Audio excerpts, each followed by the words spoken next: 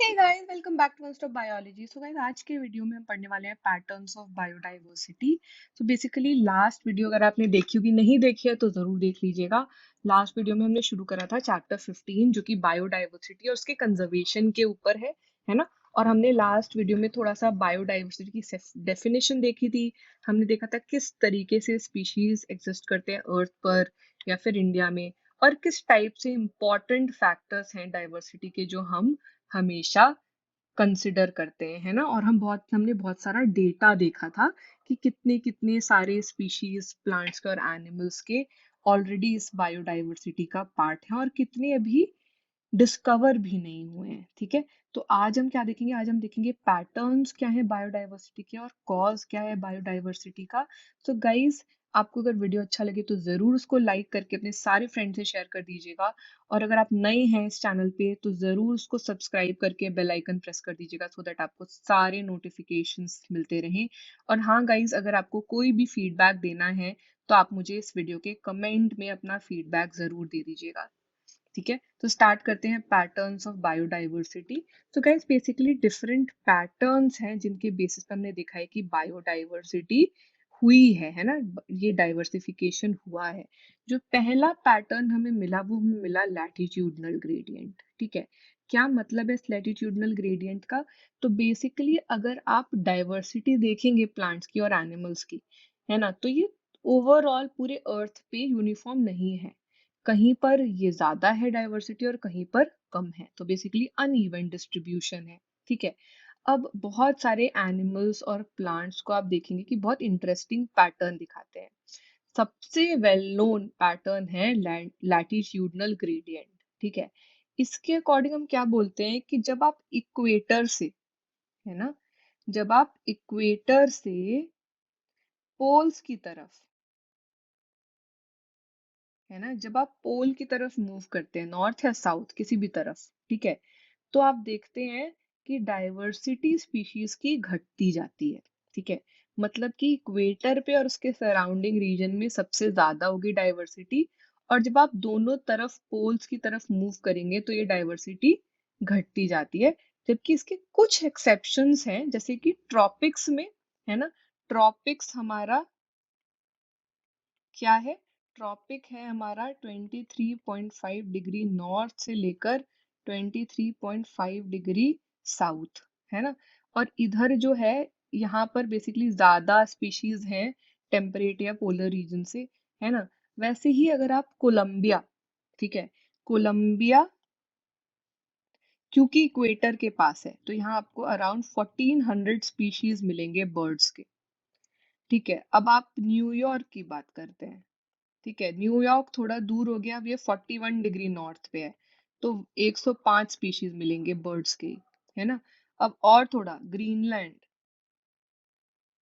और दूर हो गया, है ना, कुछ 71 डिग्री नॉर्थ पे पहुंच गए अब हम, तो यहाँ पर 56 स्पीशीज दिखेंगे बर्ड्स के।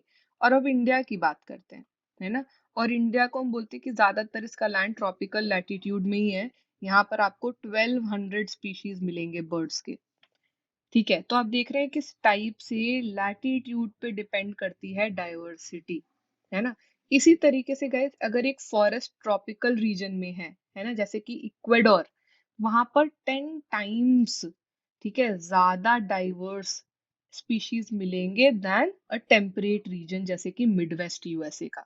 ठीक है, फिर हम बात करते हैं अमेजोनियन रेन फॉरेस्ट की। कहाँ है ये है साउथ अमेरिका में, है ना। तो ये जो अमेजोनियन रेन फॉरेस्ट है इसको बोलते हैं ग्रेटेस्ट बायोडाइवर्सिटी है ना। यहाँ पे ग्रेटेस्ट बायोडाइवर्सिटी है पूरे अर्थ।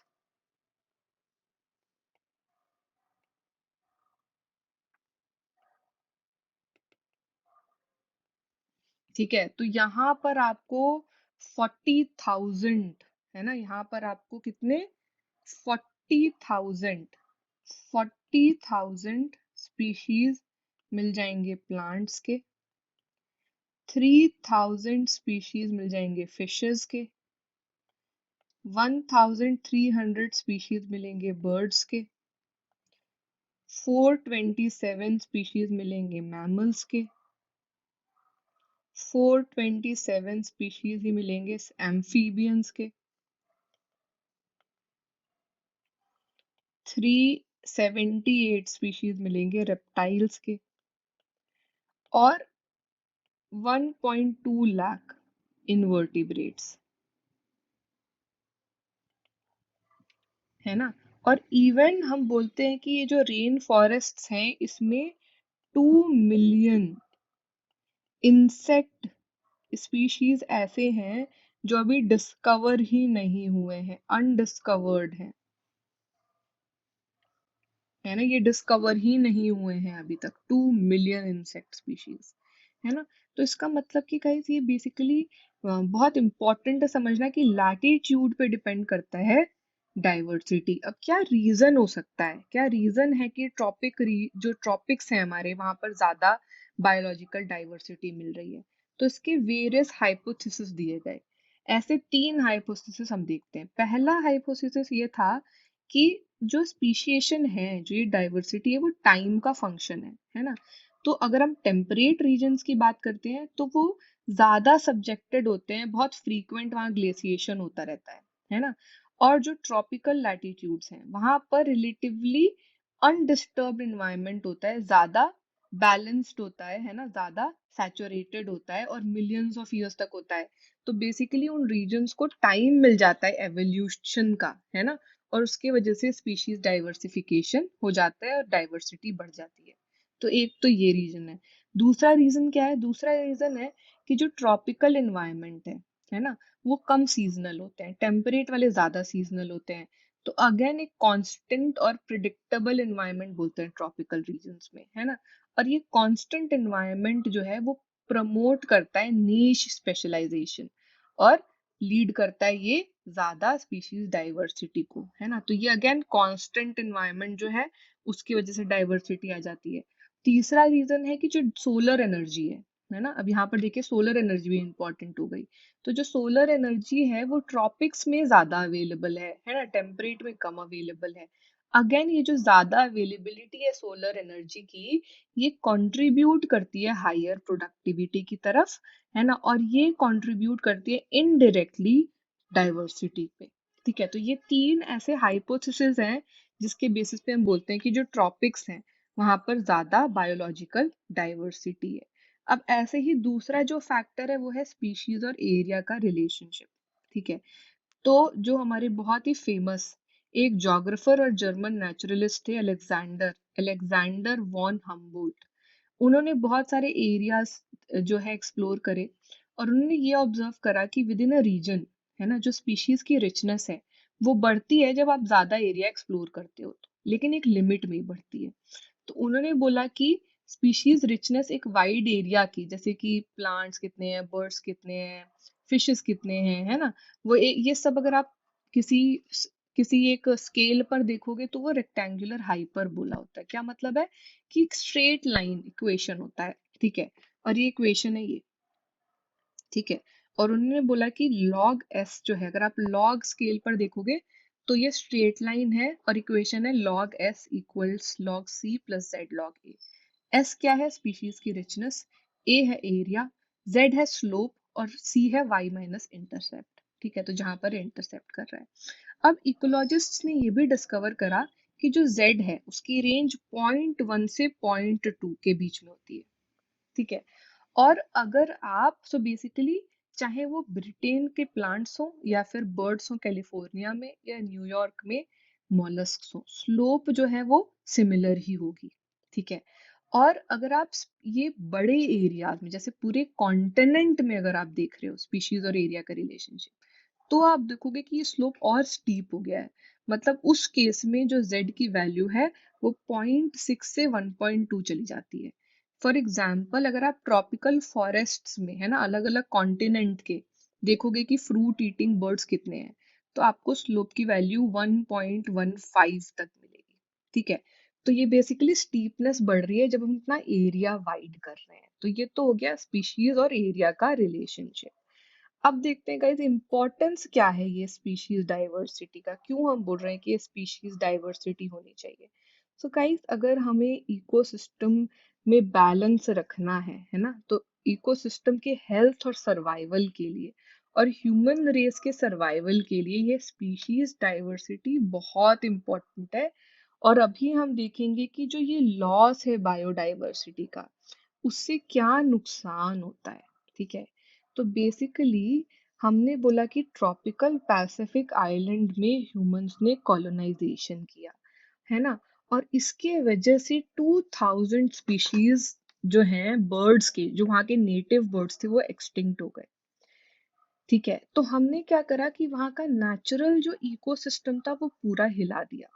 अब हो सकता है कि वो जो नेटिव बर्ड्स थे वो वहाँ के फूड चेन या फूड वेब का बहुत इंपॉर्टेंट पार्ट थे, और हमने क्या करा कि जो एनर्जी का बैलेंस था वही खराब कर दिया।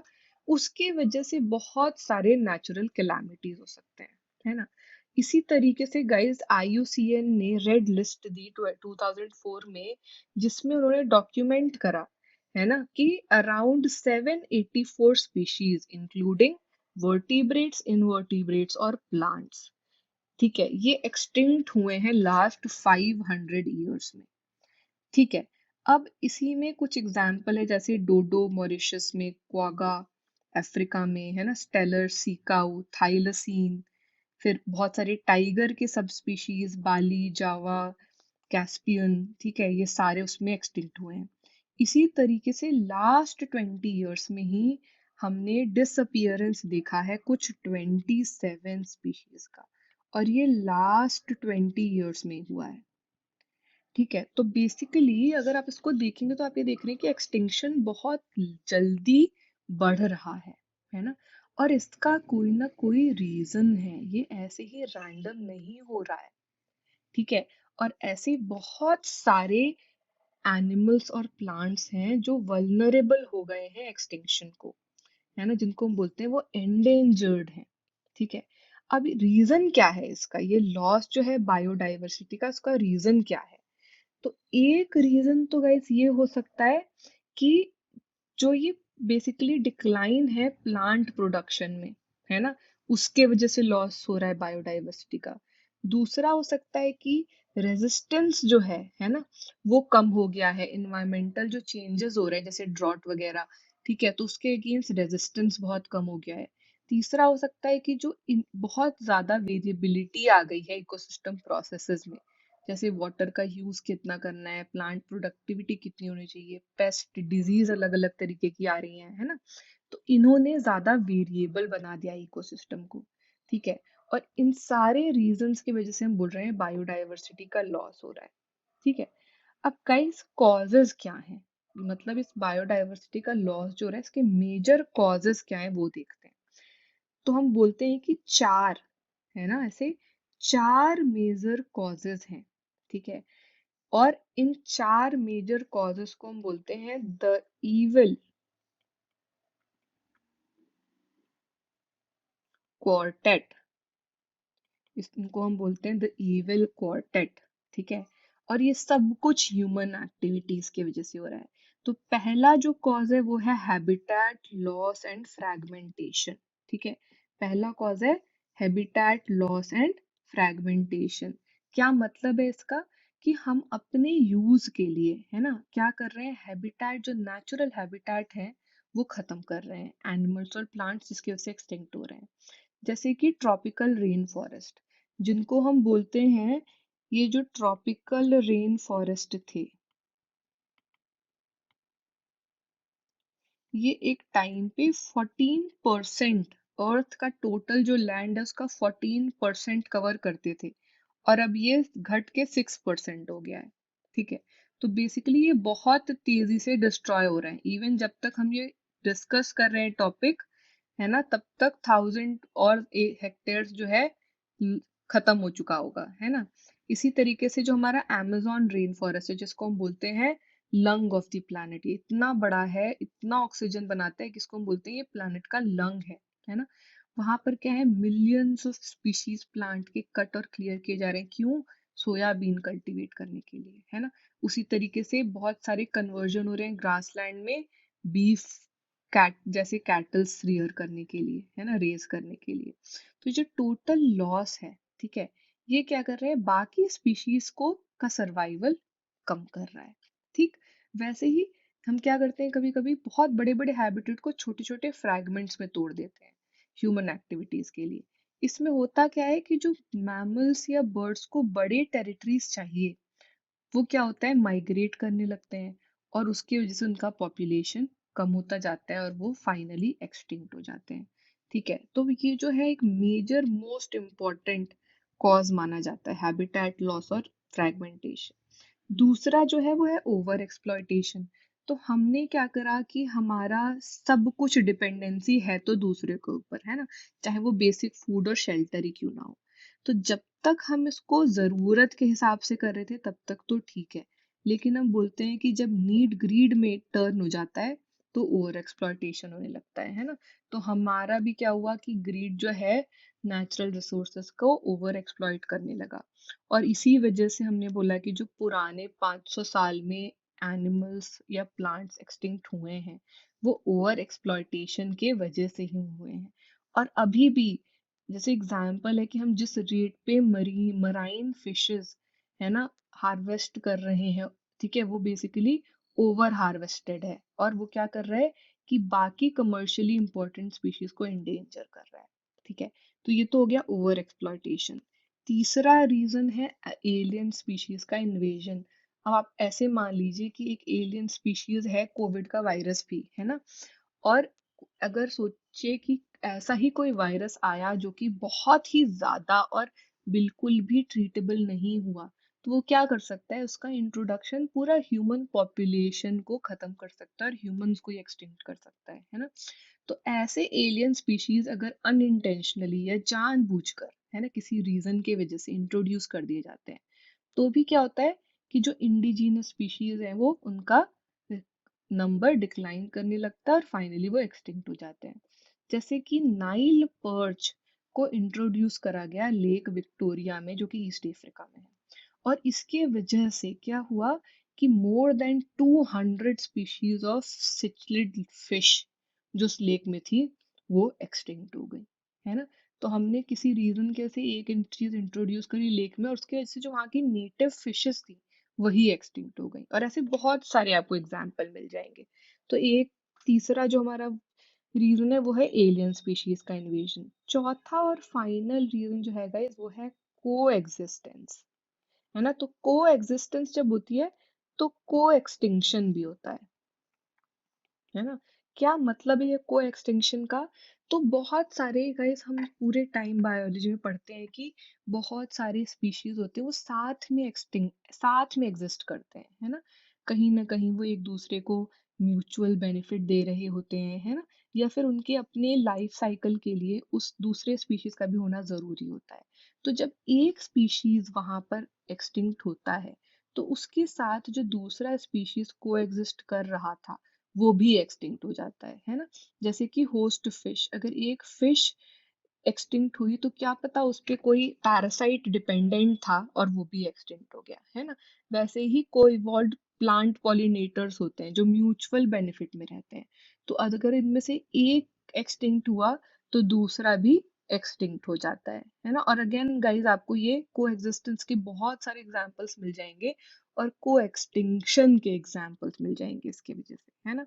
तो गाइस ये थे हमारे सारे reasons, causes loss of biodiversity के, और किस तरीके से हम बायोडाइवर्सिटी को देखते हैं, उसके पैटर्न को देखते हैं। तो गाइस जरूर इस वीडियो को लाइक कर दीजिएगा और अपने सारे फ्रेंड से शेयर कर दीजिएगा अगर आपको वीडियो समझ आ गया तो। और अगर आपको कोई भी डाउट है तो मुझे आप इस वीडियो के कमेंट में या तो मेंशन करके पूछ सकते हैं, या फिर आप व्हाट्सएप पे भी अपना डाउट पूछ सकते हैं। व्हाट्सएप नंबर ऑलरेडी मैंने डिस्क्रिप्शन में दिया हुआ है। और हाँ, अगर आप चैनल पे नए हैं तो चैनल को सब्सक्राइब करके बेल आइकन जरूर प्रेस कर दीजिएगा सो दैट आपको सारे अपडेटेड नोटिफिकेशंस मिलते रहें। Thanks for watching this video guys, मिलते हैं नेक्स्ट वीडियो में। Till then take care, bye bye.